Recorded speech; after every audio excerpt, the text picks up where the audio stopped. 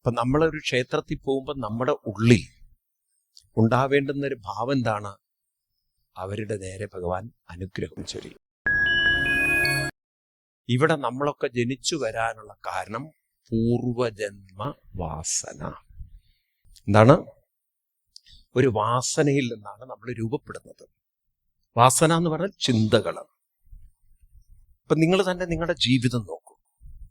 നിങ്ങളുടെ ജീവിതം എങ്ങനെയാവണം എന്ന് തീരുമാനിക്കുന്നത് നിങ്ങളുടെ ശരീരമോ പണമോ പദവിയോ ഒന്നുമല്ല, നിങ്ങളുടെ ചിന്തകളാണ്. ആ ചിന്തകൾ മാറും തോറും ജീവിതവും മാറി. ഇപ്പൊ ഞാൻ ഒരു കുത്തഴിഞ്ഞ് ജീവിക്കണം. രാവിലെ 8 മണിക്ക് എണീറ്റ് തോന്നിയത് കഴിച്ച് തോന്നിയതുപോലെ ജീവിച്ച് ഇപ്പൊ എൻ്റെ മനസ്സും അതിനനുസരിച്ച് ആ രീതിയിലായിത്തീരും. എന്നാൽ ഞാൻ കാലത്ത് നേരത്തെ എണീക്കുന്നു, ജപിക്കുന്നു, ഭജിക്കുന്നു, ഒരു സംസ്കാരത്തിൽ ജീവിക്കുന്നെങ്കിൽ എൻ്റെ മനസ്സ് അങ്ങനെ രൂപപ്പെടും. പറയൂ, എൻ്റെ മനസ്സിനെ ആരാണ് എങ്ങനെയാവണം തീരുമാനം? ദൈവമാണോ ഞാനാണോ? പറയൂ നിങ്ങൾ. ഇപ്പൊ നിങ്ങൾക്ക് രാവിലെ എണീക്കാൻ ബുദ്ധിമുട്ടുണ്ടോ? ജപിക്കാൻ ആരെങ്കിലും വേണ്ടാന്ന് പറഞ്ഞു? അതല്ല, ഞാൻ 8 മണി വരെ കിടക്കുള്ളൂ, ഞാൻ എനിക്ക് തോന്നിയതൊക്കെ കഴിക്കും, ഞാൻ തോന്നിയതുപോലെയൊക്കെ ജീവിക്കും, ചോദിച്ചോളൂ. പക്ഷെ നിങ്ങളുടെ മനസ്സ് അതിനനുസരിച്ച് രൂപപ്പെടില്ലയോ? പറയൂ. അപ്പൊ നിങ്ങൾ തന്നെ നോക്കൂ. നിങ്ങൾക്കിപ്പോൾ 2 ജീവിതം. നിങ്ങൾക്ക് പലത്തത്ര നിങ്ങൾ അപ്സെറ്റ് ആവില്ല, പണ്ടത്തത്ര നിങ്ങൾ നെർവസ് ആവില്ല, പണ്ടത്തത്ര നിങ്ങൾ പാനിക് ആവില്ല, പണ്ടത്തത്ര നിങ്ങൾ പെട്ടെന്ന് ഇമോഷണലി ഡിപ്രസ്ഡ് ആവില്ല. ഉണ്ടോ ഇല്ലയോ? കുറേ കൂടി ഒരു മെച്യൂരിറ്റി നോക്ക് തോന്നും. അത് നിങ്ങളായി അനുഷ്ഠാനം കൊണ്ട് നേടിയെടുത്തല്ലേ? പറയൂ. അല്ലാതെ ദൈവം നിങ്ങളെങ്ങനെയാക്കിയതാണോ? അപ്പൊ നമുക്കൊരു ചോയ്സ് ഉണ്ട്. എന്തുണ്ട്? ഉണ്ടോ ഇല്ലയോ? അല്ലാതെ ദൈവം നമ്മളെ പടയ്ക്കുന്നതല്ല, നമ്മളായി ഉണ്ടാക്കി വെക്കുന്ന സംസ്കാരങ്ങളാണ്. ഈ സംസ്കാരമാണ് നമ്മളെ അടുത്ത ജന്മങ്ങളിലേക്ക് കൊണ്ടുപോകുന്നത്. എവിടെയാണ്, എങ്ങനെയാണെന്നുള്ളത്. അപ്പൊ അതുകൊണ്ട് എത്ര നിങ്ങൾ നല്ല സംസ്കാരം ഉണ്ടാക്കുന്നു അത്ര നിങ്ങൾ ഹയർ ലെവലിലേക്കാണ് പോവുക. മനസ്സിലായില്ലേ? അതുകൊണ്ട് കൃഷ്ണൻ ഗീതയിൽ 6-ാം അധ്യായത്തില് 6-ൽ ഗീത 6-ല് 40-ാം ശ്ലോകത്തിൽ പറയും, നഹി കല്യാണക ദുർഗതിം താതകച്ചതി പാർത്ഥനൈവേഹനാമുത്ര വിനാശത്തസ്യ വിദ്യതേ നഹി കല്യാണക ദുർഗതിം താതകച്ചതി. കാണുന്നുണ്ടോ? അതാണ് അണ്ടർലൈൻ ചെയ്തത്. എന്താ പറയണത്? കല്യാണകൃത് ദുർഗതിം നഗച്ഛതി. കല്യാണകൃത് എന്ന് പറഞ്ഞാൽ, കൃത് എന്ന് പറഞ്ഞാൽ ചെയ്യുന്നവൻ, കൃത് കർമ്മം ചെയ്യുന്നവൻ. കല്യാണകൃത് കല്യാണം ചെയ്യുന്നവൻ. കല്യാണം എന്ന് പറഞ്ഞാൽ മാരേജ് അല്ല ഇവിടെ അർത്ഥം. ഇവിടെ കല്യാണം എന്ന് പറഞ്ഞാൽ സുന്ദരൻ ഞാനും സുന്ദരി നീയും ചേർന്നിരുന്നാൽ അവിട്ടവും തിരുവോണമല്ല. ആ കല്യാണത്തെക്കുറിച്ചല്ല ഇവിടെ പറയുന്നത്. ഇവിടെ ഏത് കല്യാണം? അവനവന്റെ മനസ്സിനെ ഉണർത്തുന്ന മംഗളകരമായ കാര്യങ്ങൾ ആരാണോ ചെയ്യുന്നത്, ആ കല്യാണം. ദുർഗതി അവർക്ക് എന്തില്ല? അതർത്ഥാവില്ലേ? ദുർഗതി ഗച്ഛതി എന്ന് പറഞ്ഞാൽ എന്തില്ല? ദുർഗതിയില്ല. അപ്പൊ അവരെവിടെ ജനിക്കും? കൃഷ്ണൻ പറയുന്നത് അടുത്ത വരികളൊക്കെ നോക്കും. അടുത്ത വരികളിലൊക്കെ നിങ്ങൾക്ക് കാണാം, ശുചീനാം ശ്രീമതാം കേഹേ യോഗഭ്രഷ്ടോ വിജായതേ. കണ്ടോ?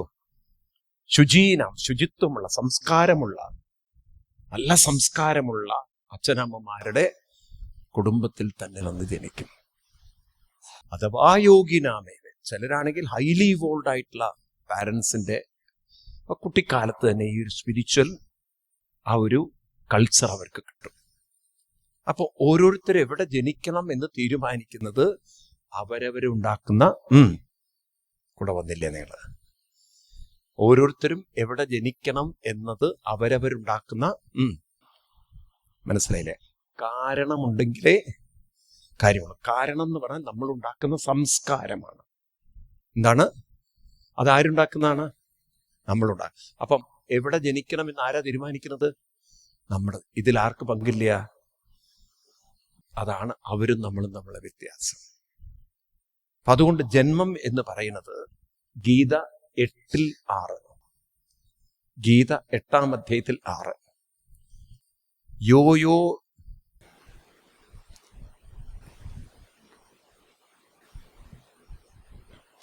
ഗീത 8-6 എന്താ ശ്ലോകം? യം യം വാവിസ്മരൻ ഭാവം ത്യജത്യന്തേ കളയകരം തം തം അവൈതി കൗന്ദേയ സദാ സദ്ഭാവ. ഭാശ്രിത. യം യം ഭാവം സ്മരൻ. നിങ്ങൾ ഏതേത് സംസ്കാരത്തെ സ്മരിക്കുന്നു എന്ന് വെച്ചാൽ വളർത്തിയെടുക്കുന്നു. നിങ്ങൾ ഏതേത് സംസ്കാരത്തെയാണോ നിങ്ങൾ യം മീൻസ് ഏതേത്, വിച്ചവർ ഏതേത് സംസ്കാരത്തെ നിങ്ങൾ വളർത്തിയെടുക്കുന്നു, തം അവൈതി, ആ സംസ്കാരത്തിനനുസരിച്ചുള്ള ജന്മങ്ങളിലേക്ക് നിങ്ങൾ പോകും. ത്യജത്യന്തേ കളയവൻ. ശരീരം ഉപേക്ഷിച്ചു കഴിഞ്ഞാൽ ആ സംസ്കാരത്തിനനുസരിച്ചുള്ള കുടുംബങ്ങളിലേക്ക് നിങ്ങൾ പോകും. മനസ്സിലാവുണ്ടോ? ആരാണ് ഉത്തരവാദി? താൻ നിരന്തരം ചെയ്യുന്ന കർമ്മങ്ങൾ. അപ്പം നമ്മുടെ ജീവിതം ഒരു എവല്യൂഷനാണ്. നമ്മൾ ഡാർവിന്റെ തിയറി, ബയോളജി ഒക്കെ പഠിക്കും. മനുഷ്യൻ വരെ പരിണമിച്ചു എന്ന് പറയും. പക്ഷെ മനുഷ്യന് ഇനിയും പരിണാമമുണ്ട്, സംസ്കാരത്തിൽ പരിണാമമുണ്ട്. മനസ്സിലായില്ലേ? ഇനിയും നമുക്ക് മാനസിക പരിണാമമുണ്ട്. ഈ പരിണാമത്തിന് നമുക്ക് അനുഷ്ഠാനം വേണം. എങ്കിലേ നമുക്ക് ബ്രഹ്മപ്രാപ്തിയിലേക്ക് എത്താൻ സാധിക്കുള്ളൂ. ക്ലിയർ ആണോ ഞാൻ പറയുന്നത്? അപ്പൊ പറഞ്ഞു വരുന്നത്, മറ്റു മതങ്ങൾ പറയുന്ന വാക്കുകൾ നമുക്ക് മാറ്റിയെടുക്കണം. അപ്പൊ ഞാൻ ബ്രഹ്മപ്രാപ്തിയിലേക്കാണ് എത്തേണ്ടതെങ്കിൽ ഞാൻ ആരാണ്? ആ ബ്രഹ്മമാണ് ഈശ്വരനെങ്കിൽ ഞാൻ ആ ഈശ്വരന്റെ ആരാണ്? നിനക്കെപ്പോഴും മനസ്സിലായില്ല? ഒരു പുഴ ചെന്ന് കടലിലേക്ക് ചേരുമ്പോൾ ആ പുഴ കടലിന്റെ ഒരു ഭാഗമാണ്, അല്ലെങ്കിൽ മറ്റൊരു വാക്ക് അതിൻ്റെ ഒരു അംശമാണ്. അതിൻ്റെ ഒരു അംശമായതല്ലേ പൂർണ്ണതയിലെത്തുള്ളൂ. മനസ്സിലായില്ല? ആണോ? ഈ ശരീരം മണ്ണിന്റെ ഒരു ഭാഗമാണ്, അല്ലെങ്കിൽ അംശമാണ്. അതുകൊണ്ടാണ് ഏതിലേക്ക് പോകുന്നത്? മണ്ണിലേക്ക്. ഇപ്പൊ നമ്മുടെ ഉള്ളിലുള്ള വായു, ഓക്സിജനോ കാർബൺ ഡൈ ഓക്സൈഡ് ഉണ്ടാവട്ടെ, അത് അന്തരീക്ഷ വായുവിന്റെ ഒരു ഭാഗമാണ്, അംശമാണ്. അതുകൊണ്ടാണ് അതിൽ ചെന്ന് ചേരുന്നത്. ഇപ്പൊ ഞാനും നിങ്ങൾ, നമ്മുടെ മനസ്സെന്ന് പറയുന്നത് പൂർണ്ണബോധത്തിന്റെ അല്ലെങ്കിൽ ബ്രഹ്മത്തിന്റെ, അവർക്ക് പറയൂ, ഒരു അംശമാണ്. അംശമേ പൂർണ്ണതയിൽ ചേരുള്ളൂ. അംശമേ പൂർണ്ണതയിൽ ചേരുള്ളൂ. അവർക്ക് പറയൂ, ചേരാം. അപ്പൊ നമ്മൾ ആരാണ്?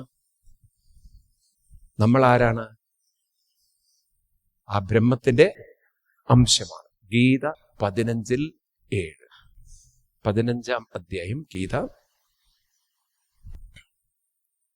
15:7. എന്താണ് ശ്ലോകം? മമൈവ അംശോ ജീവലോകേ. എന്താ കൃഷ്ണൻ പറയുന്നത്? എല്ലാ ജീവന്മാരും എൻ്റെ അംശമാണ്. മമൈവ അംശോ ജീവലോകേ ജീവഭൂത സനാതന മനുഷ്യഷ്ടാനിന്ദ്രിയാണി പ്രകൃതിസ്ഥാനി കർഷതി. അല്ലെ? മമൈവ അംശം. എല്ലാ ജീവന്മാരും എൻ്റെ അംശമാണ്. ഇപ്പൊ നമ്മൾ ഭഗവാന്റെ അംശമാണെന്ന് പഠിപ്പിക്കേണ്ടവര്, പറയേണ്ടവര്. ഇപ്പൊ എന്താ നമ്മൾ പറഞ്ഞത്? നിങ്ങൾ എന്താ ആദ്യം എന്നോട് പറഞ്ഞത്? ഞാൻ ആരാണ് എന്ന് ചോദിച്ചപ്പോ എന്താ പറഞ്ഞത്? നമ്മൾ മക്കളാണെന്ന്. അവര് പറഞ്ഞതൊക്കെ നമ്മൾ ഏറ്റുപറയും. എന്തൊരു അപരാധാണ് നോക്കൂ. നമ്മുടേതായിട്ടുള്ളൊരു വ്യക്തിത്വം, നമ്മുടേതായിട്ടുള്ളൊരു ഐഡന്റിറ്റി, നമ്മുടേതായിട്ടുള്ളൊരു കൾച്ചർ, അതിലേക്ക് തിരിച്ചു വരണ്ടേ? വേണോ വേണ്ടയോ? അപ്പൊ ടോട്ടലി നമ്മൾ റൂട്ട് മാറിപ്പോയി. ഞാനതാ നിങ്ങളോട് ആദ്യത്തെ ദിവസം പറഞ്ഞത്, നമ്മൾ ക്രിസ്ത്യനൈസ്ഡ് ഹിന്ദുക്കളായിപ്പോയി. നമ്മുടേതെന്താണെന്ന് നമുക്കാർക്കും അറിയില്ല. നമ്മൾ അവരുടെ ഭാഷ ഉപയോഗിക്കുക. അപ്പൊ വാസ്തവത്തിൽ സൃഷ്ടി എന്ന് പറയുന്നത് എന്താണ്? ഈ സൃഷ്ടി എന്ന് പറയുന്നത്, ശ്രദ്ധിക്കുക, എപ്പോൾ മനസ്സ് ഉണരുന്നുവോ അപ്പൊ സൃഷ്ടി. മനസ്സെപ്പോൾ അസ്തമിക്കുന്നോ സൃഷ്ടിയില്ല. സൃഷ്ടിയിരിക്കുന്നത് മനസ്സിലാണ്. മനസ്സില്ലെങ്കിൽ എന്തില്ല? നിങ്ങൾ ആലോചിച്ച് നോക്കി, ഈ ഭൂമിയിലുള്ള ഒരു മനുഷ്യനും ഉണർന്നിട്ടില്ല, ഒരാൾ എണീക്കുന്നില്ല. എന്ത് സൃഷ്ടിയുടെ കൂടെ? എല്ലാ സൃഷ്ടിയും വരുന്നത് എപ്പോഴാ? പറയൂ. മനസ്സുണരുമ്പോഴാണ്. മനസ്സുണർന്നില്ലെങ്കിലോ ഒരു സൃഷ്ടിയില്ല, എല്ലാം കെട്ടടങ്ങി. അല്ലെ? ശരിയല്ലത്? ഈ മനസ്സ് നമുക്ക് കാണിച്ചു തരുന്നു പലതും. ഈ കാണുന്ന കാഴ്ചകളൊക്കെ മനസ്സാണ് കാണിച്ചു തരുന്നത്. ആണോ? ഇല്ലയോ? എന്നാൽ നമ്മളൊന്നും അറിയുന്നില്ല. ഈ മനസ്സ് നിൽക്കുന്നത് കാഴ്ചയിലല്ല, മനസ്സ് നിൽക്കുന്നത് ഒരു ബ്രഹ്മത്തിന്റെ ഭാഗമായിട്ടാണ്. മനസ്സ് നിൽക്കുന്നത് എവിടെയാണ്? ഒരു ബ്രഹ്മത്തിന്റെ ഭാഗം, ബോധത്തിന്റെ ഭാഗമാണ്. ഒരിക്കൽ നമ്മൾ അതിലേക്ക് എത്തിക്കഴിഞ്ഞാൽ അപ്പം നമുക്ക് മനസ്സിലായി ഈ പ്രപഞ്ചം എന്ന് പറയുന്നത്, ഈ പ്രപഞ്ചം മറ്റൊരു മതങ്ങൾ പഠിച്ചില്ല. ഇപ്പോഴാണ് സയൻസ് ഇതിനെക്കുറിച്ച് കൂടുതൽ ആഴത്തി പഠിക്കുന്നത്. സയൻസ് നേച്ചർ നേച്ചർ നേച്ചർ എന്ന് മാത്രമേ പറഞ്ഞുള്ളൂ. ഐൻസ്റ്റീനിയൻ തിയറിയൊക്കെ ഈ എന്ന് പറഞ്ഞാൽ എനർജി എന്ന് പറഞ്ഞാൽ നേച്ചറാണ്. അതുകൊണ്ടാണ് കുറെ യുക്തിവാദികൾ തലയില്ലാതെ ഈ യുക്തിവാദവും പറഞ്ഞ് നടക്കുന്നത്. യുക്തിവാദികൾ എന്നൊട്ടൊരു വിഭാഗം ഉണ്ടല്ലോ, അവര് ദൈവത്തെ നിഷേധിക്കുക. അവർ നിഷേധിക്കുന്ന ദൈവം എന്ന് പറയുന്നത് അവര് വിചാരിക്കുന്നത് നമ്മളിപ്പോ കൃഷ്ണനെയും രാമനെയൊക്കെയാണ് ദൈവമായിട്ട് കാണുന്നത്. കൃഷ്ണനും രാമനും ദൈവങ്ങളല്ല. സത്യത്തിൽ നമ്മൾ ഈ കാണുന്ന അവതാരങ്ങളൊക്കെ നമ്മൾ ദൈവമായി കണ്ടതാണ് നമുക്ക് പറ്റിയ അപകടം. അത് നമ്മൾ ക്രിസ്ത്യൻസ് ആണ് അങ്ങനെ ആക്കിയെടുത്തത്. അവരൊക്കെ നമ്മുടെ മുന്നിൽ ആരായിരുന്നു? കൃഷ്ണനും രാമനും അയ്യപ്പനും എല്ലാവരും ആരായിരുന്നു? ശരിക്കും ആരാണ്? ദൈവങ്ങളാണോ? എന്റെ ചോദ്യത്തിന് ഉത്തരം തരണം. ഈ ഇവരെ ദൈവമാക്കിയത് ആരാന്നറിയോ? ക്രിസ്ത്യൻസ് ആണ്. വസ്തുത്തിൽ നമ്മൾ ഹിന്ദുക്കൾ ക്രിസ്ത്യനൈസർ ആയപ്പോഴാണ് ഈ കൃഷ്ണനും രാമനൊക്കെ ദൈവങ്ങളായത്. ഇവര് ദൈവങ്ങളാവാൻ കാരണം ക്രിസ്തുവിനെ അവർ ദൈവമായിട്ട് കാണും. അതായത് മനുഷ്യന്റെ പാപം കഴുകാൻ ദൈവം ഭൂമിയിലേക്ക് പറഞ്ഞയച്ച മറ്റൊരു ദൈവം. നമ്മൾ ഇതുപോലെ എന്ത് കരുതി നമ്മുടെ ദുഃഖങ്ങൾ പരിഹരിക്കാനുള്ള ഒരാളായി ആരെ കണ്ടു? അപ്പൊ നമ്മുടെ അവതാരങ്ങളൊക്കെ ആരാണ്? കുഞ്ഞുങ്ങൾ നിങ്ങൾക്ക് ഉത്തരം കിട്ടുന്നില്ല. ആരാണ് ഇവരൊക്കെ? ആരായിട്ടാ കാണേണ്ടിയിരുന്നത്? ഈ അവതാരങ്ങളൊക്കെ നമ്മൾ ആരായിട്ടായിരുന്നു കാണേണ്ടിയിരുന്നത്? നമുക്ക് ഭാഗവതം തന്നെ എടുത്തു നോക്കാം. ഭാഗവതം 5-ാം സ്കന്ധം 18-ാം അധ്യായം 5-ാം ശ്ലോകം. അതാണ് നിങ്ങൾ ഈ ഭാഗവതം പഠിക്കുമ്പോൾ നിങ്ങൾക്കുണ്ടാകുന്ന ഒരു ബോധം, വ്യക്തത. ഭാഗവതം 5-ാം സ്കന്ധം 19-5 ശ്ലോകം. അപ്പൊ ഇവരൊക്കെ ആരായിട്ടാണ് നമ്മൾ കാണേണ്ടിയിരുന്നത് എന്നുള്ളത്. മർത്യാവതാരസ്തിഹ മർത്യശിക്ഷണം രക്ഷോവധായ ന കേവലം വിപോ. കണ്ടോ? അപ്പൊ മർത്യാവതാരം, മർത്യരൂപത്തിൽ അവതരിച്ചവരൊക്കെ, എന്റെ വരികളല്ലേ, ഭാഗവത്തിലെ വരികളാണ്. എന്താ അർത്ഥം? മർത്യാവതാരം. മർത്യാവതാരം എന്ന് പറഞ്ഞാൽ മർത്യൻ, മനുഷ്യന്റെ ആ രൂപത്തിൽ വന്ന അവതാരങ്ങളൊക്കെ.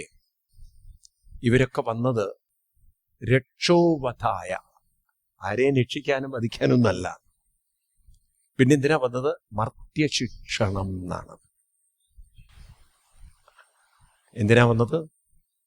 മർത്യരെ ശിക്ഷണം ചെയ്യാൻ. ശിക്ഷണം ചെയ്യാൻ പറഞ്ഞാൽ വടിതടിക്കലാണോ? അത് ശിക്ഷയാണ്. ഇത് ശിക്ഷണമാണ്. ശിക്ഷണം എന്ന് പറഞ്ഞാൽ പഠിപ്പിക്കാനാണ്. അപ്പൊ പഠിപ്പിക്കുന്നവരെന്താ പറയാ? ദൈവം എന്നാണോ ഗുരു എന്നാണോ? പറയൂ. ഗുരുക്കന്മാരാണ്. വാസ്തവത്തിൽ 33 കോടി ഗുരുവിന്റെ നാടായിരുന്നു ഭാരതം. നിങ്ങൾ ദേവീ മഹത്വം എടുത്ത് നോക്കൂ. ദേവിയെക്കുറിച്ച് എന്താ പറയുന്നത്? സർവസ്യ ബുദ്ധിരൂപേണ ജനസ്യ കൃതി സംസ്ഥിതേ സ്വർഗാപവർഗതേ ദേവി നാരായണി നമോസ്തുതേ. അതാണ് ദേവി. അപ്പൊ നമ്മളൊരു ക്ഷേത്രത്തിൽ പോകുമ്പോൾ നമ്മുടെ ഉള്ളിൽ ഉണ്ടാവേണ്ടുന്ന ഒരു ഭാവം എന്താണ്? നിങ്ങളൊരു വിഗ്രഹത്തെ കാണുമ്പോൾ ആ വിഗ്രഹം നിങ്ങളെ പഠിപ്പിക്കുകയാണ്. അവതാരങ്ങളൊക്കെ ആരാണ്?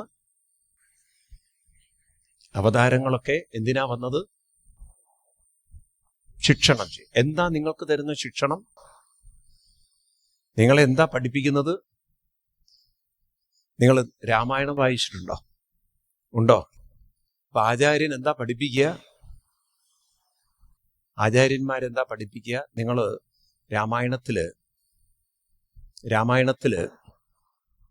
ശ്രീരാമസ്വാമി ഹനുമാനെ വിളിച്ചിട്ട് ഉപദേശിക്കുന്ന ഒരു ഭാഗമുണ്ട്. ആദ്യ ഭാഗം അല്ലേ?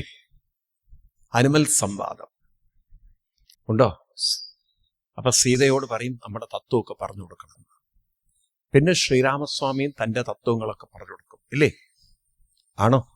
അപ്പൊ ഒരു ശ്ലോകം ശ്രീരാമസ്വാമി പറയും. എന്താണ്? തത്വമസ്യാദി വാക്യാർത്ഥം മമ കൊണ്ടുമമ തത്വത്തെ അറിഞ്ഞിടാം ആചാര്യ കാരുണ്യത്താൽ. അങ്ങനെ ഒരു ശ്ലോകമുണ്ട്. അപ്പൊ ഗുരുക്കന്മാർ നമുക്ക് ഉപദേശിക്കുന്ന മന്ത്രമാണ് തത്വമ. എന്താണ് തത്വമസി പറഞ്ഞാൽ? ശബരിമലയിലൊക്കെ എഴുതി വെച്ചത് എന്താണ്? നിങ്ങൾ നോക്കൂ, നമ്മുടെ ഹിന്ദുക്കളുടെ ഒരു അന്ധകാരം നോക്കൂ നിങ്ങൾ. അത് ഏത് പുസ്തകത്തിൽ നിന്നാണ് ഇത് എടുത്തത്? ആ തത്വമസി എന്നുള്ള വാക്ക് നിങ്ങൾ നോക്കൂ. അത്രയും നമ്മളിതൊന്നും പഠിക്കണമില്ല, നമുക്കൊരു ABCD അറിയില്ല. കുട്ടികളിത് പിന്നെ വല്ലതും ഫോളോ ചെയ്യൂ. അവർ ചോദിക്കുകയാണ്, അച്ഛനെയും കൊണ്ട് മലയ്ക്ക് പോയപ്പോൾ എന്നോടൊരു കുട്ടി പറയാം, ഞാൻ എൻ്റെ അച്ഛനോട് ചോദിച്ചത് എവിടെയാണ്, ഏത് പുസ്തകത്തിൽ നിന്നാണ് ഇവിടെ എടുത്തതെന്ന്. അപ്പം അച്ഛൻ പറഞ്ഞു, എൻ്റെ അച്ഛൻ പറഞ്ഞു തന്നില്ല എന്ന്. അപ്പം ഈ കുട്ടി ചോദിച്ചു, അച്ഛനെങ്കിലും നോക്കണ്ടേ, ഇത് പഠിക്കണ്ടേ എന്ന്. ഇത് ഏത് ഉപനിഷത്തു നിന്നാണെന്നറിയോ? നമുക്ക് പലതും നമുക്കറിയില്ല. നമ്മുടെ കറൻസി നോട്ടിലൊരു ഉപനിഷത്ത് മന്ത്രമുണ്ട്, അതറിയോ നിനക്ക്? നിങ്ങളുടെ കയ്യിൽ നോട്ടില്ലേ? വേണ്ടെങ്കിൽ എനിക്ക് തന്നോളൂ. അതിലൊരു ഉപനിഷത്ത് മന്ത്രമുണ്ട്. ഏതാണ് അതില്? വേണ്ട, അശോകചക്രം. അതിനോടൊപ്പം ഒരു ഉപനിഷത്ത് മന്ത്രമുണ്ട്. ഏതാണത്? അത് ഏത് ഉപനിഷത്ത് നിന്നാണ്? അത് ഉപനിഷത്ത് മന്ത്രമാണത്. അറിയോ നിങ്ങക്ക്? ഒരു വിവരമില്ല. അങ്ങനെ തന്നെ ഇരിക്കട്ടെ, മാറണ്ട. മുണ്ടകോപനിഷത്തിനാണ്. മറ്റത് വന്നത് ചാന്തോക്യോപനിഷത്തിനാണ്. ഏതാണ്? ചാന്തോക്യോപനിഷത്ത്. അച്ഛൻ മകനെ പഠിപ്പിക്കുകയാണ് തത്വമസി ചേതകേതു. അപ്പം ഒരു അമ്പലത്തിൽ പോകുമ്പോൾ നമുക്ക് ആ വിഗ്രഹത്തെ നോക്കുമ്പോൾ മനസ്സിലാവേണ്ടുന്ന വാക്കാണ് തത്വമസി. എന്താണ് തത്വമസി? അതിന്റെ അർത്ഥം എന്താണ്? ത്വം തത് അസി. ത്വം, നീ അത് ആകുന്നു. ഏതാകുന്നു? ഞാൻ ബ്രഹ്മമാകുന്നു. ഇപ്പൊ ഞാൻ ആരാണ്? ആ ബ്രഹ്മമാകുന്നു. അങ്ങനെയാകുമ്പോ ഞാൻ ബ്രഹ്മാവോ? ഇല്ല. ഞാൻ ബ്രഹ്മാവണമെങ്കിൽ എന്ത് വേണം? നിങ്ങൾ വന്നില്ല. നേരത്തെ പറഞ്ഞ 3 കാര്യങ്ങൾ നിങ്ങൾ ഫ്രെയിം മറക്കുക. ഈ ഫ്രെയിമിൽ ഇരുന്നിട്ട് ചിന്തിക്കണം. നിങ്ങൾ അനുഷ്ഠാനം വേണം. അപ്പൊ ഞാൻ എന്തിനാ അമ്പലത്തിൽ വന്നത്?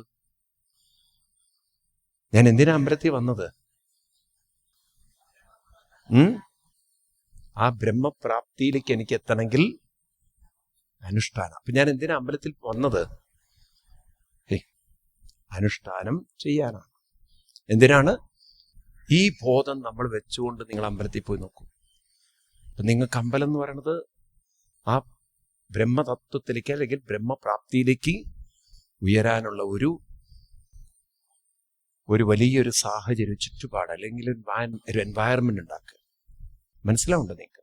ഇതൊക്കെ ആര് പഠിപ്പിച്ചു തരണം? പോട്ടെ, ഒരു ശ്ലോകം കൂടി നോക്കാം. ഭഗവാൻ ശ്രീകൃഷ്ണൻ ജീവിച്ചിരുന്ന കാലത്ത്, കൃഷ്ണന്റെ ജീവനോടൊടിക്കുന്ന കാലത്ത് ഒരിക്കൽ നാരദ മഹർഷി പാണ്ഡവരെ കാണാൻ വരും.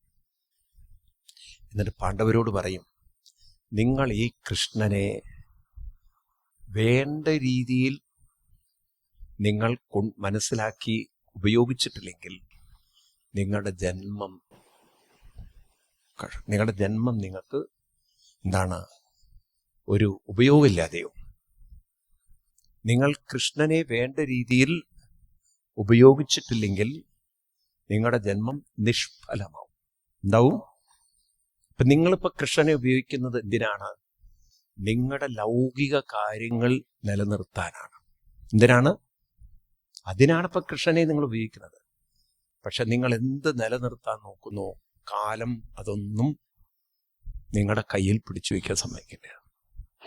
അപ്പൊ നിങ്ങൾ എന്താണ് കൃഷ്ണനിൽ നിന്ന് മനസ്സിലാക്കേണ്ടത്?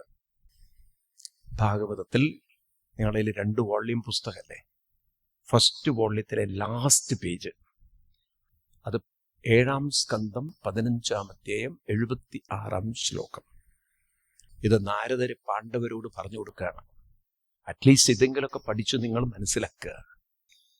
നാരദര് ആർക്ക് പറഞ്ഞു കൊടുക്കുകയാണ്? കൂടെ വന്നില്ല. നാരദർ ആരോടാ പറയുന്നത്? പാണ്ഡവരോട് ഉപദേശിക്കുന്ന ഭാഗമാണ് ഈ എഴുതി വച്ചിരിക്കുന്നത്. കൃഷ്ണനെ എങ്ങനെയാണ് നിങ്ങൾ മനസ്സിലാക്കേണ്ടത്, പ്രയോജനപ്പെടുത്തേണ്ടത്? ശ്ലോകം ഇതാണ്: സവാ അയം ബ്രഹ്മമഹദ്ബ്രഹ്മഖ്യം കൈവല്യ നിർവാണ സുഖാനുഭൂതി പ്രിയസുഖത്വാ ഖലു മാതുലേയ ആത്മാർഹണീയോ വിധിഗുരുശ്ച. ശ്ലോകം ഇതാണ്. എന്താ പറഞ്ഞു കൊടുക്കുന്നത്? ഈ കൃഷ്ണൻ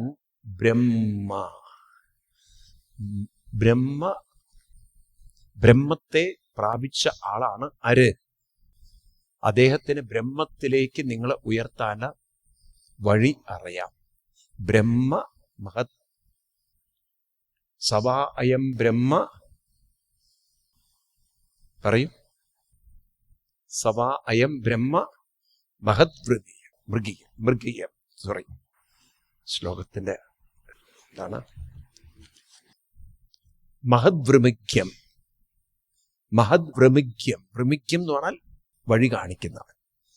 അതിലേക്ക് വഴി കാണിക്കാൻ അറിയുന്ന ആളാണ് ആര്?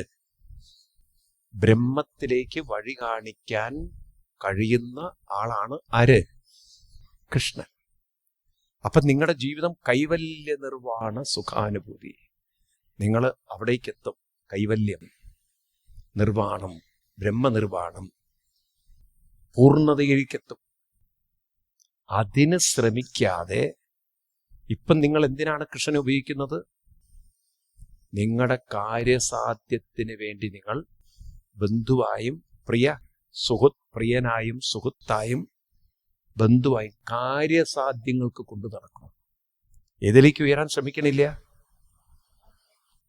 ഏതിലേക്ക് ഉയരാൻ ശ്രമിക്കില്ല? അതാ വഴി ചോദിച്ച് മനസ്സിലാക്കട്ടെ. കൈകൂപ്പി പറയാനുള്ളത്, കൃഷ്ണനെ എങ്ങനെ, ആരായി കാണണം? ആരായി കാണണം? വിധികൃത് ഗുരുശ്ച. ദൈവമായി കാണാനല്ല പറഞ്ഞു കൊടുത്തത്. ദൈവമായി കാണാനല്ല ഭാഗവതം പഠിപ്പിച്ചത്. ആരായിട്ടാണ്? ഗുരുവായിട്ട്. ഇതാരും നിങ്ങൾക്ക് പറഞ്ഞു തരുന്നു? അപ്പം നമ്മുടെ അവതാരങ്ങളൊന്നും ദൈവങ്ങളല്ല. ഇവരെല്ലാം പൂർണ്ണതയിലേക്ക്, ബ്രഹ്മത്തിലേക്ക് നമ്മളെ എത്തിക്കാൻ വഴി കാണിക്കുന്നവരാണ്.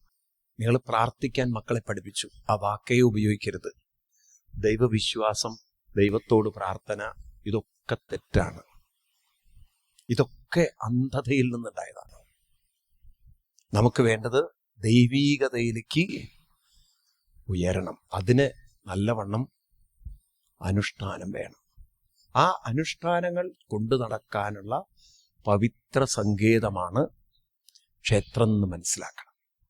അത് നമ്മൾ കണ്ടു. ശരീരത്തിനും മനസ്സിനും ക്ഷതത്തിൽ നിന്നും നമ്മളെ ഉയർത്തുന്ന സ്ഥലമാണ് ഏത്? ക്ഷേത്രം. ഇതൊക്കെ പറഞ്ഞു കൊടുക്കണ്ടേ? പഠിക്കണ്ടേ? വേണോ? നിങ്ങൾ നോക്കൂ, ഇത് മനസ്സിലാക്കിയിട്ട് നിങ്ങൾ പഴയ ജീവിതം നോക്കൂ. നിങ്ങൾ എന്തിനാ അമ്പലം കൊണ്ട് നടന്നു? ഒരുപക്ഷെ അനുഷ്ഠാനത്തിനായിരുന്നുവെങ്കിൽ മനസ്സിപ്പോൾ എവിടെ എത്തിയിട്ടുണ്ടാവും? എത്രയോ മനസ്സ് ഉയർന്നിട്ടുണ്ടാവും, അല്ലേ? പക്ഷെ അതിന് പകരം നമ്മൾ എന്തോ ലൗകികമായത് ദൈവം പിടിച്ചു നിർത്തും എന്നുള്ളൊരു തെറ്റായ ഭക്തിയിൽ വളർന്നാൽ, ലൗകികത ദൈവത്തിൻ്റെ കയ്യിലല്ല, കാലത്തിൻ്റെ കയ്യിലാണ്. ആരുടെ കയ്യിൽ? നിങ്ങളുടെ ശരീരത്തിൻ്റെ ആരോഗ്യം ദൈവത്തിൻ്റെ കയ്യിലല്ല. ആരയില്ല? നിങ്ങൾക്ക് ഇപ്പം അസുഖം വന്നോ, നിങ്ങൾ ഡോക്ടറോട് പറയുമോ ചികിത്സയൊന്നും വേണ്ട, ദൈവം നോക്കിക്കൊള്ളും? പറയാനുള്ള ധൈര്യം ഉണ്ടോ? പറയോ? നിങ്ങൾ വലിയ ഭക്തരൊക്കെ ആവുമായിരിക്കും, പക്ഷെ അത്ര പറയൂ നിങ്ങൾ, ദൈവം നോക്കിക്കൊള്ളുന്നു പറയോ? ഡോക്ടർ പറയണ ക്യാൻസർ ആണ്, ഇപ്പൊ ചികിത്സിച്ചാൽ രക്ഷപ്പെടാം. ദൈവം നോക്കിക്കൊള്ളും. ആര് പറയണു? നിങ്ങൾ ഡോക്ടറോട് ആദ്യമേ പറയും എന്താ ചെയ്തോളൂന്ന് പറയോ? അപ്പൊ നമുക്ക് ഉറപ്പാണ് കാലനിയോഗം മാറ്റാൻ ദൈവത്തിനോട് പ്രാർത്ഥിച്ചിട്ടൊന്നും കാര്യമില്ല. മനസ്സിലായില്ലേ? ഭക്തി പ്രാർത്ഥനയല്ല, അത് അന്ധമായി നിങ്ങൾ വിശ്വസിച്ചാൽ. ഭക്തി എന്ന് പറയുന്നത് അനുഷ്ഠാനത്തിലുള്ള ലയമാണ്. എന്താണ് ഭക്തി? അനുഷ്ഠാനത്തിലുള്ള ലയമാണ്. അതിലുള്ള ആത്മാർത്ഥതയാണ്, അതിലുള്ള പരിപൂർണമായ ശരണാഗതിയാണ്. ആ സമയത്ത് നമ്മുടെ മനസ്സ് മറ്റൊന്നും ചിന്തിക്കാതെ അതിൽ തന്നെ അർപ്പിക്കലാണ്. അതാണ് നാരായണായേതി സമർപ്പയാമി. നാരായണീയം വായിക്കുന്നവരാണല്ലോ നിങ്ങൾ. അപ്പൊ നാരായണീയത്തില് പറയും, 91 ദശകത്തിൽ 2 ശ്ലോകത്തിൽ പറയും, ഭൂമൻ കായേന വാചാ മുഹുരഭി മനസാ ത്വൽബല പ്രേരിതാത്മാ യദ്യത് കുർവേ സമസ്തം തദിക പരതരേ ത്വയ്യസോ അർപ്പയാമി. ജാത്യാപീഹ സ്വഭാഗത്വയി നിഖിലമന കർമ്മവാഗിന്ദ്രിയാർത്ഥ പ്രാണോ വിശ്വം പുനീതേ നതു നിഖിലമന ത്വൽപതൽ വിപ്രവര്യ. അതായത് ഒരാൾ ബ്രാഹ്മണനാണ്, പക്ഷെ മനസ്സ് അലിഞ്ഞുകൊണ്ടല്ല അയാൾ ഭജനം ചെയ്യുന്നത്. ഒരാള് ചണ്ടാളനാണ്, ആരാണ്? പക്ഷെ മനസ്സലിഞ്ഞുകൊണ്ട് അയാള് ജപിക്കുന്നു, ഭജിക്കുന്നു. ഭഗവാൻ ആരിലാ പ്രീതനാവുക? ഭഗവാൻ ആരുടെ മനസ്സിലാണോ ആ അലിവുള്ളത് അവരുടെ നേരെ ഭഗവാൻ അനുഗ്രഹം ചൊരിയും. മനസ്സിലാവുണ്ടോ? നിങ്ങൾക്ക് എല്ലാവർക്കും ഭഗവാന്റെ അനുഗ്രഹം വേണ്ടേ? വേണ്ട. അതാരാ തീരുമാനിക്കുന്നത്? ഭഗവാൻ പറയുന്നു, നിങ്ങൾ എത്ര ആത്മാർത്ഥമായി മനസ്സ് അർപ്പിക്കുന്നു അത്ര ഭഗവാൻ അനുഗ്രഹം ചൊരിയും. നിങ്ങൾ എത്രമാത്രം നിങ്ങളുടെ മനസ്സിൽ വേണ്ടാത്ത ചിന്ത വയ്ക്കുന്നു അത്ര ഭഗവാൻ മാറി നിൽക്കും. ഗീത 4:11. ഗീത 4:11. യേ യഥാ മാം പ്രപദ്യന്തേ താം തദൈവ ഭജാമി. ഇത് ഓർത്തു വെച്ചാൽ മതി. ഇത് എപ്പോഴും മനസ്സിൽ ഓർത്തു വയ്ക്കുക ശ്ലോകം. യേ യഥാ മാം പ്രപദ്യന്തേ താം തദൈവ ഭജാമ്യഹം. എന്താ പറയുന്നത്? ഏ ആരാണോ, എപ്രകാരമാണോ, യഥാ മാം പ്രപദ്യന്തേ. പദം പദം വെക്കുക എന്ന് പറഞ്ഞാൽ പദം പദം പദം എത്ര പദം ഉണ്ടാവും എന്ന് പറഞ്ഞാൽ അടി. എത്ര അടി, എത്ര, അങ്ങനെ ഒരു അർത്ഥം എടുത്തോളൂ. ശരിക്കും അതിന്റെ അർത്ഥം വേറെയാണ്, നിങ്ങൾക്ക് മനസ്സിലാകുന്ന ഭാഷയിൽ പറയാം. നിങ്ങൾ എത്ര അടി എന്നോടടുക്കുന്നു അത്ര ഞാനും നിങ്ങളോടടുക്കും. യേ യഥാമാം പ്രപദ്യന്തേ താം തദൈവ. താം താം അവരോട് ഞാൻ തദൈവ. തദൈവ അപ്രകാരം. അപ്പൊ ഭഗവാൻ നിങ്ങളെ എത്ര അനുഗ്രഹിക്കണം എന്ന് തീരുമാനിക്കുന്നത് ആരാണ്? പറയൂ, നിങ്ങളാണ്. അപ്പൊ നിങ്ങളുടെ മനസ്സ് നിങ്ങൾ വിട്ടുകൊടുത്തില്ലെങ്കിൽ ആ പ്രദേശത്തേക്ക് ആര് വരില്ല? ഭഗവാൻ വരില്ല. നിങ്ങളുടെ മനസ്സ് നിങ്ങൾ എത്ര വിട്ടുകൊടുത്തുവോ ആരും അടുക്കും? ആരും അടുക്കും? ഭഗവാനും അടുക്കും. മനസ്സിലാവുണ്ടോ? ഇത് മക്കൾക്ക് വല്ലതും പറഞ്ഞു കൊടുത്തിട്ടുണ്ടോ? എന്തോ ഒരു കഷ്ടം. നോക്കൂ, നിങ്ങൾ 24 സപ്താഹം കേട്ടവരാണെന്നുള്ളത് എനിക്ക് വിശ്വസിക്കാനേ പറ്റില്ല. ഇവിടെ സപ്താഹം ഇങ്ങനെയൊന്നും പറഞ്ഞു തരാറില്ല, അത്രയും ഡീപ്പായിട്ടൊന്നും പോകാറില്ല.